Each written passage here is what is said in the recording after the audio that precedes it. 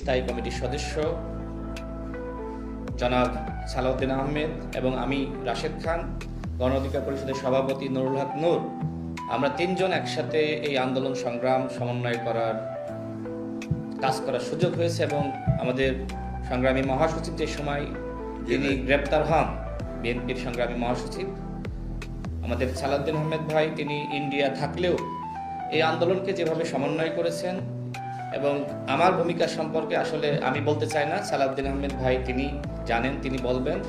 আমি এতটুকু বলতে চাই, বাংলাদেশ জাতীয়তাবাদী দল গণমানুষের অধিকার প্রতিষ্ঠায় লড়াই সংগ্রাম করছে এবং শহীদ প্রেসিডেন্ট জিয়াউর রহমান, যাকে আমি নিজের আদর্শ হিসেবে মনে করি, বর্তমানে বিএনপির নেতৃত্ব দিচ্ছে জনাব তারেক রহমান, তিনি আমাকে অত্যন্ত স্নেহ করেন, ভালোবাসেন। ফ্যাসিবাদ বিরোধী আমল থেকে তার সাথে আমার সম্পর্ক।